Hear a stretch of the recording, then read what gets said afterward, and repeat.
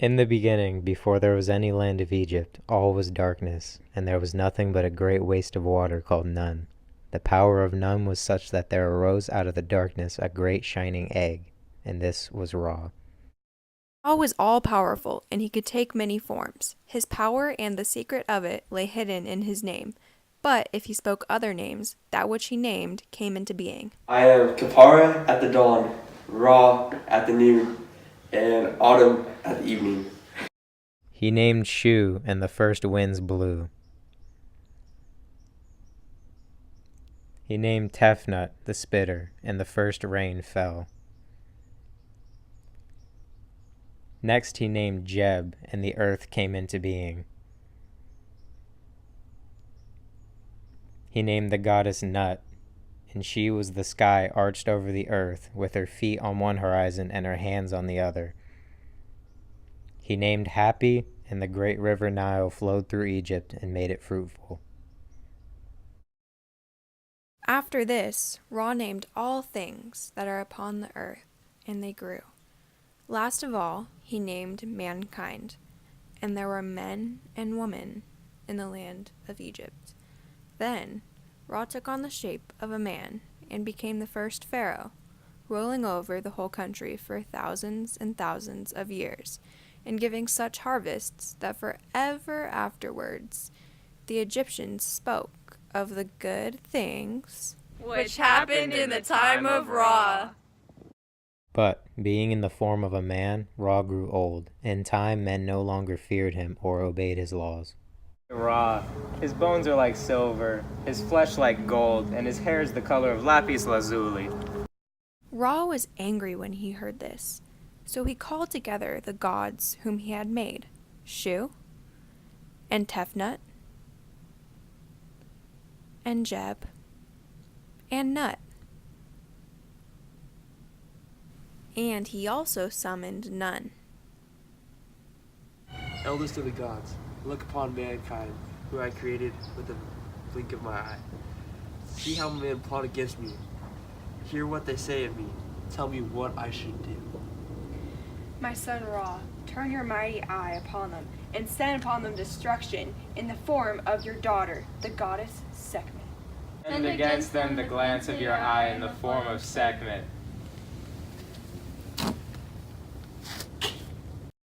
So, at the terrible glance from the eye of Ra, his daughter came into being, the fiercest of all goddesses.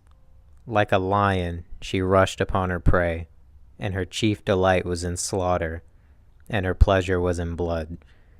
She slew all that disobeyed Ra, rejoicing in slaughter and the taste of blood. Come, my daughter, and tell me how you have obeyed my commands. By the life you have given me, I have done vengeance on mankind, and my heart rejoices. For many nights the Nile ran red with blood, and Sekhmet's feet were red as she went hither and thither throughout all the land of Egypt, slaying and slaying. Presently Ra looked out over the earth, and now his heart was stirred with pity for men. But none could stop the cruel goddess Sekhmet, not even Ra himself. She must cease from slaying of her own accord, and Ra saw that this could only come about through cunning. Ra gathered all the barley beer in the land, and with the help of his messengers, he mingled the beer with red ochre, so it gleamed like blood. Now take it to where Sekhmet plans to kill all the men when the sun rises.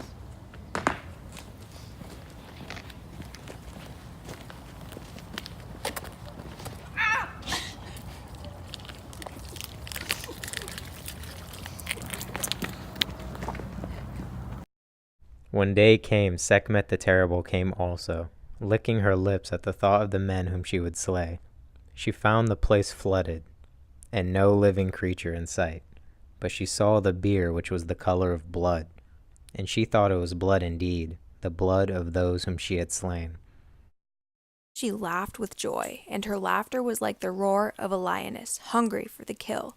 Thinking that it was indeed blood, she stooped and drank. The strength of the beer mounted to her brain, so that she could no longer slay. At last she came reeling back to where Ra was waiting, That day she had not killed even a single man. Come in peace, sweet one. Her name was changed to Hathor, and her nature was changed also to the sweetness of love and the strength of desire. And henceforth Hathor laid low men and women, only with the great power of love. So mankind was saved, and Ra continued to rule, old though he was. But the time was drawing near when he must leave the earth to reign forever in the heavens, letting the younger gods rule in his place. For dwelling in the form of a man, of a pharaoh of Egypt, Ra was losing his wisdom. Yet no one could take his power from him, since that power dwelt in his secret name, which none knew but himself. If only anyone could discover his name of power, Ra would reign no longer on earth, but only by magic arts was this possible. Jeb and Nut had children. These were the younger gods whose day had come to rule, the most important of which being Osiris and Isis. Of these, Isis was the wisest. She knew all things in heaven and earth, except only for the secret name of Ra. Ra was growing older every day. As he passed across the land of Egypt, his head shook from side to side with age. His jaw trembled, and he dribbled at the mouth as do the very old among men. As his spittle fell upon the ground, it made mud, and this Isis took in her hands and kneaded together as if it had been dough. Then she formed it into the shape of a serpent, making the first cobra, the uraeus, which ever after was the symbol of royalty. Isis placed the first cobra in the dust of the road by which Ra passed each day when he went through the two kingdoms of Upper and Lower Egypt. As Ra passed by, the cobra bit him and vanished into the grass. But the venom of its bite coursed through his veins, and for a while Ra was speechless, save for one great cry of pain which rang across the earth from the eastern to the western horizon. Ow! My leg! What is it? What ails you? Help me, something has hurt me, and I do not know what it is, yet no one knows my secret name. Yet I burn and I shiver, and my limbs tremble. So call before me all the gods with magic powers and knowledge of magic, so that I may be saved. Come, gods! Then all the gods came to Ra, weeping and lamenting at the terrible thing which had befallen him. With them came Isis, the healer, the queen of magic, who breathes the breath of life and knows words to revive those who are dying. What is it, Divine Father? Has a snake bitten you? Has a creature of your own creating lifted up its head against you? I will drive it out by the magic that is mine, and make it tremble and fall down before your glory. I went by the usual way through the two lands of Egypt. As I went, I was bitten by a snake that was not of my creation. Now I burn as with fire and shiver as if my veins were filled with water. Tell me your secret name. Tell it me, Divine Father, for only by speaking your name and my spells can I cure you. I am maker of heaven and earth. I am builder of the mountains. I am the source of the waters throughout all the world. I am light and darkness. I am creator of the great river of Egypt.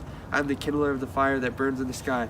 Yes, I am Kapara in the morning, Ra at the noontide, and Tum in the evening.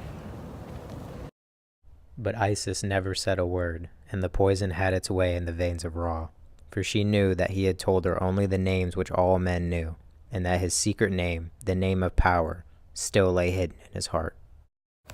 You know well that the name which I need to learn is not among those which you have spoken. Come, tell me the secret name, for if you do, the poison will come forth and you will have an end of pain. Let the name of power pass from my heart and into the heart of Isis. But before it does, swear to me that you will tell me no other, save only the son whom you will have, whose name shall be Horus, and bind him first with such an oath that the name will remain with him and be passed to no other gods or men.